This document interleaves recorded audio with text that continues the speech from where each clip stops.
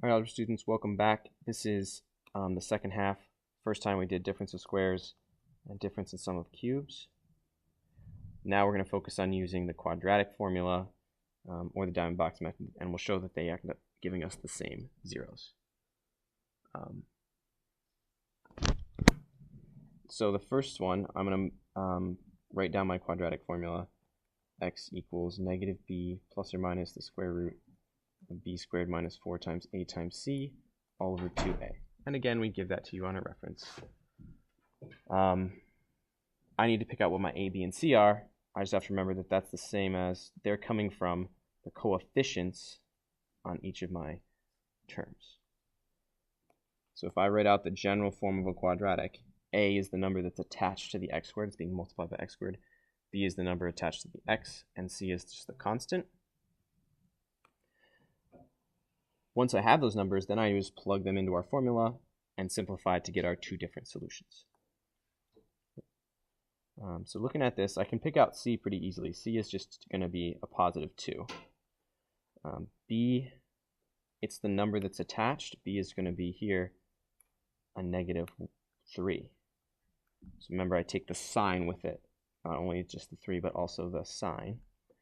And then a, well, there's no number written out in front of x squared, but I should be thinking to myself, that's the same as saying there's 1x squared there, so a would be 1.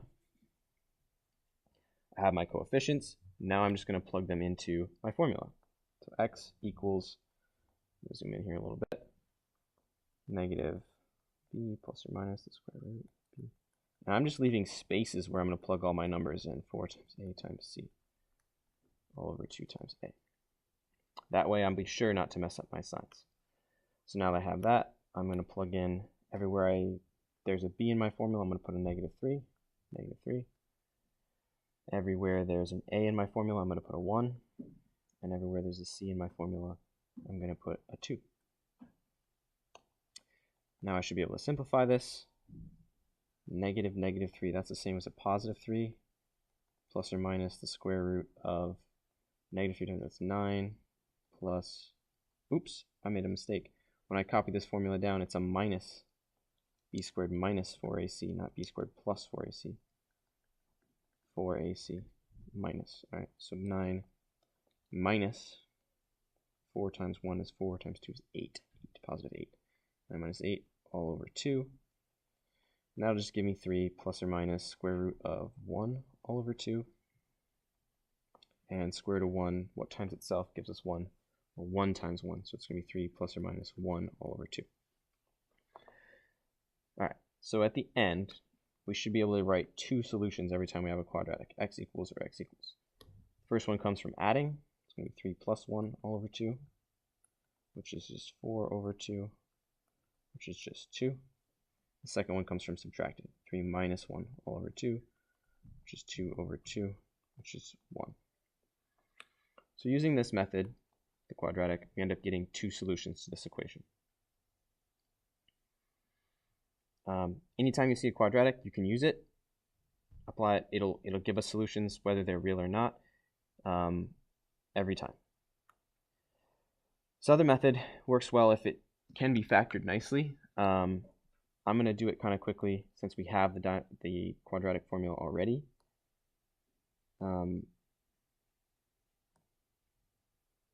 For this, we're kind of trying to, our goal here is to guess what two things multiplied together would give us our quadratic.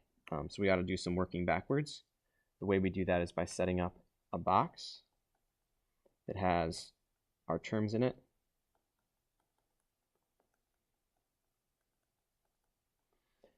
And then we set up a diamond to kind of help us guess the other terms. So the diamond, it works by multiplying. On top, we take the first and last terms of our quadratic. So 2 times x squared. We multiply those, so 2x squared on top. And on bottom, we just take the middle term, the b term, the negative 3x. So that's the setup. We fill in a diamond with the first and last terms multiplied, and on the bottom the b term, and then we start to fill in a box, which we'll finally fill in when we get our factors. Now our job is to guess two things that multiply to positive 2 and add to negative 3.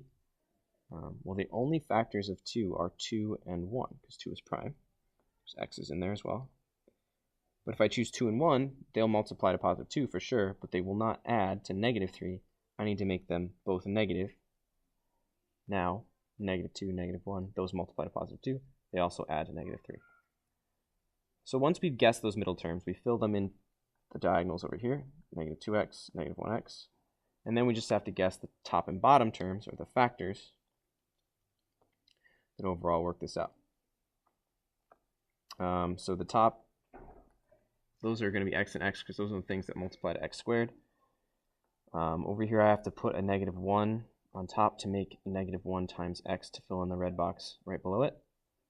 Down at the bottom it's saying what times negative 1 on top would give us positive 2. Well, it needs to be a negative number. 1 times 2 give it to us. And then the last one should work out, negative 2 times x, negative 2x. Right. So we factored this into two terms, x minus 1, x minus 2. If we want to find their zeros, it's just a matter of plugging in. It's going to be x equals 1, x equals 2. Hopefully those are the same ones we got from our quadratic formula, and yes, they are. Yep, x equals 1 and x equals 2. Those are both of our zeros. That's it for diamond box method and quadratic formula. If to practice these, there's an example of each in there's quadratics in question 3 and question 7. So if you want to practice this, try those out on there, and then come back for the last video on grouping.